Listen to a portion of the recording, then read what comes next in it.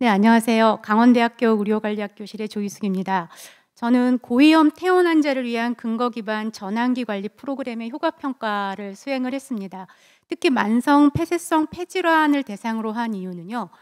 여러 가지 퇴원 분절적인 서비스들 때문에 환자가 제대로 이용을 하지 못하고, 또 퇴원 후에도 예방이나 또 의학적인 작은 서비스를 잘 제공할 수 있다면 불필요한 재입원을 예방할 수 있는 질환임에도 불구하고 반복적인 재입원을 통해서 건강이 악화가 되고, 또 OECD 비교한 지표 중에서 불필요한 예방 가능한 재입원이 높은 질환이기도 했기 때문입니다. 병원에서는 환자를 굉장히 잘 치료합니다. 그런데 급성기에 퇴원하고 나서는 사실 환자 입장에서는 여러 가지 회복에 대한 많은 어려움들이 있습니다. 의료기관을 떠나서 집으로 가거나 요양원, 요양병원으로 가는, 즉 치료의 어떤 제공처를 바꾸는 기관을 우리는 전환기라고 부릅니다. 이러한 입장에서 이 전환기는 의료기관으로서 해야 될 여러 가지 서비스들이 많이 있음에도 불구하고 사실은 제대로 된 서비스가 이어지지 못하는 단절을 경험을 하고 있고요. 또 지역사회에서도 크고 작은 많은 서비스들이 있는데도 불구하고 어떻게 이 서비스를 이용해야 되는지에 대한 어떤 코디네이션 과정이 현재는 불충분한 상황입니다. 이렇게 의료적인 서비스들이 많이 필요함에도 불구하고 지금 현재 또 내년 이제 3월부터 시작이 되는 요양 치료에 대한 돌봄 서비스에서도 의료적인 부분에 대한 체계적인 모형은 아직까지 논의가 부족한 상황입니다. 그렇기 때문에 입원과 복귀, 회복의 사이에서 환자가 겪는 어려움으로써 이 치료의 단절, 즉 연소성이 와야 되는 그러한 문제들을 가지고 있습니다.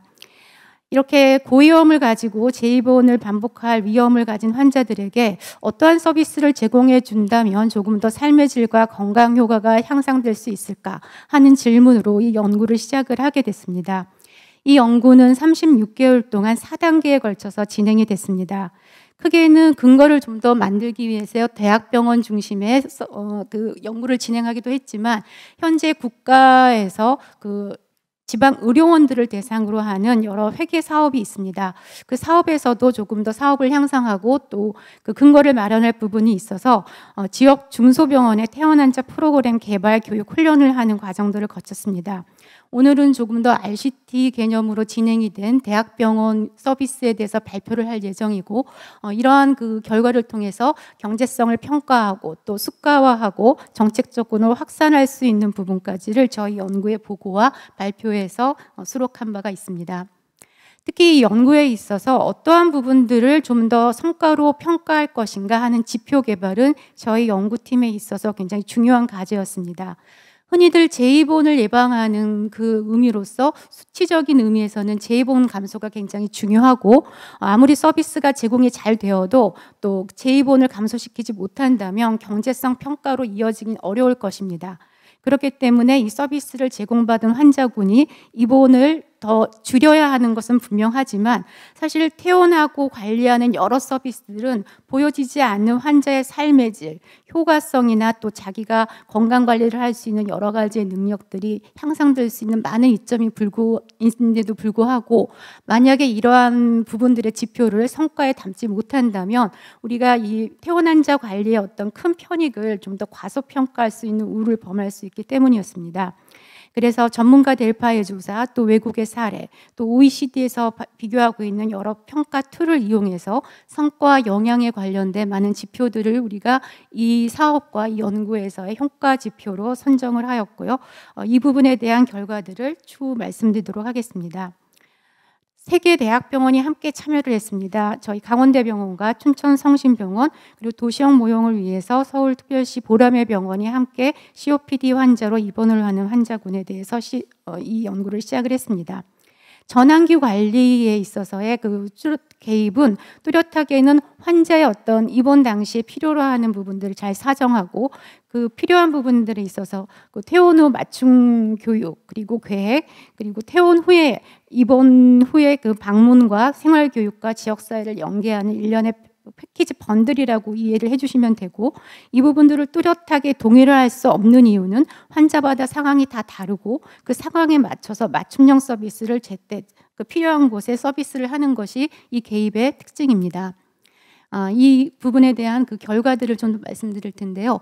수행 체계는 그 예방 관리를 하는 예방의학 팀 이외에도 호흡기 관리팀 그리고 간호를 맡은 간호 교수님 팀과 경제성 평가팀이 함께 이 연구에 참여를 하였습니다. 퇴원 환자 관리의 프로토콜을 어떻게 개발하느냐 하는 부분들이 중요했습니다. 크게는 근거 중심의 시스테마틱 리뷰나 다른 부분 또 환자의 지금 현재 진행되고 있는 우리나라에서의 현황, 환자 요구도 조사를 통해서 이 회복기라는 기간은 비교적 짧은 기간이지만 그 기간에 필요한 부분들을 좀 촘촘하게 서비스를 제공할 수 있도록 프로토콜을 개발했습니다.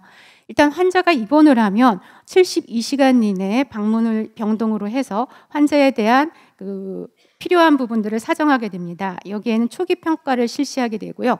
이 역할을 맡은 부분은 코디네이터 훈련을 받은 간호사 그리고 사회복지사가 함께 이 팀에 합류하여 진행을 하였습니다.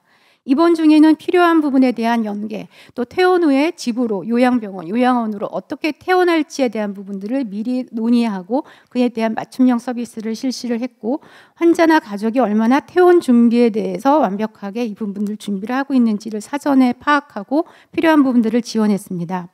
또 하나 중요한 부분은 퇴원 이후에 집으로 돌아가서 48시간 이내에 저희가 방문팀이 방문을 하는 부분인데 환자도 또 제공하는 저희 연구팀도 이 부분이 굉장히 중요하다는 추후 평가를 내릴 수가 있었습니다. 일단 집에 들어가면 병원에서 입원한 상황들과는 매우 달랐고요. 간단하게 제공되는 교육 이외에도 많은 부분에 대한 약물이나 또 흡입기 사용 방법에 대한 부분들을 실제 체험해 보는 것은 굉장히 중요했습니다. 그 이후에 주 1회 전화 모니터링을 하였고 그리고 한 달 때 방문, 최종적으로는 퇴원 후 3개월까지의 추적 방문을 하는 것이 1년의 퇴원 환자 관리 프로토콜에서 제공된 서비스 내용입니다. 목표의 등록수를 이제 넘어서서 저희가 그 RCT의 그 대상자군을 확보를 할 수가 있었습니다. 이 연구에 있어서의 세계기관이 같이 동시에 진행이 되어 있고 또 그 수행 인력의 그 표준화된 능력, 역량이 굉장히 중요했기 때문에 이 부분에 대해서 계속 역량 강화를 지속적으로 교육하였고요. 또 일주일에 한 번씩의 케어 플랜 회의와 월 1회 다학제 회의를 시행을 했습니다. 네, 우선적으로 평가에 대한 요약표를 먼저 말씀을 드리고 자세한 부분들은 몇 개 슬라이드로 소개를 드리고자 합니다. 일단 가장 중요한 부분은 그럼에도 불구하고 재입원율일 것입니다. 그래서 이 서비스를 제공받은 중재군이 대조군에 비해서 4배 정도의 재입원율을 낮출 수가 있었습니다. 이외에도 급성 악화 경험률, 응급실 방문율이 현저하게 유의하게 감소하였고요. 환자가 스스로 느끼는 자기 효능감이나 스스로에 대한 건강관리 능력, 또 호흡기와 관련된 삶의 질들이 보시는 바와 같이 그 일반적인 대조군에 비해서 퇴원 환자 관리 서비스를 받은 군에서 현격히 유의하게 증가한 것을 파악할 수가 있었습니다. 호흡곤란 지표, 또 호흡기 관련된 삶의 질, 또 흡입기 사용 순환도 역시 파란색 막대에서 보시는 퇴원 환자 관리 프로그램 서비스를 받은 군에서 좋은 유의한 그 향상을 얻을 수가 있었습니다. 환자에 대한 자기 관리 능력과 또 생활 습관 능력 또한 유의하게 향상됨을 파악할 수가 있었습니다. 이 서비스를 제공하고 그동안 많은 홍보와 교육들을 시행함에 있어서 가장 많이 듣는 질문이 이것입니다. 이 서비스를 하는 것은 받지 않았던 군에 비해서 당연히 좋은 결과를 얻는 것은 당연한데 너무 럭셔리한 서비스가 아니냐 하는 그런 질문들을 하신 경우도 있는데요. 추후에 말씀드릴 국외의 경우는 이미 이런 부분들이 급여에서 서비스로 제공이 되고 있었고 또 이런 부분들로 저희가 이 연구에 있어서의 경제성 평가, 비용 효과 분석이 굉장히 중요한 부분으로 자리매김을 하게 되었습니다. 마커 모형을 통해서 환자가 서비스를 받지 않는 경우 어떻게 10년 동안 그 임상적 경과를 얻느냐라는 것을 좀 파악하기 위해서 저희가 국민건강보험공단의 맞춤형 서비스 데이터를 이용하여 COPD 환자가 1년에 겪는 여러 가지의 의료용 궤적을 파악하게 되었고요. 이런 부분들에서 그 COPD 퇴원 환자 관리 서비스를 제공받은 경우에 그 재입원 감소의 그 비율을 이제 적용하였고 또 저희가 사업을 통해서 수행한 사업비를 통틀어서 이렇게 이제 여러 가지 분석들을 다양한 시나리오를 통해서 분석을 해봤습니다. 평균적으로는 서비스를 제공받은 군에선 32만 원 정도의 비용이 발생을 하였고요. 여기 그 비용 효용비가 60대 이상부터 현격하게 그 효용이 높은 서비스로 이제 파악이 됐고, 또 여러 가지 시나리오를 적용한 민감도 분석에서도 60대부터 또 좋은 효용을 얻게 되었는데, 또 70대, 80대로 갈수록 조금 더 높은 효용을 얻을 수 있었음을 파악할 수 있었고, 10년간의 의료 비용을 본다면 60대의 경우에는 2만 원의 서비스 비용에 비하여 70만 원 정도의 의료 비용 감소, 그리고 70대인 경우에는 170만 원대, 80대는 260만 원 정도의 1인당 의료비의 감소를 파악할 수가 있었습니다. 전문가 대상으로 이런 서비스를 확산하기 위한 그 확산 방안들에 대해서 조사를 한 바가 있고, 왜냐하면 내년부터 당장 지역사회에서의 돌봄 통합 서비스가 제공이 되고, 또 이 퇴원 환자 관리 서비스를 위해서는 좀 더 인프라 확산이 필요하여 조사해본 결과 표준 관리 지침 마련 이외에도 재택의료나 현재 진행하고 있는 1차 의료 방문 진료의 수가 확대, 또 의료기관 시범사업의 확대와 같은 여러 정책적 제안들을 조사하였습니다. 이 부분에 대한 정책 과제 또 확산 방안들을 제안하고 있는데요.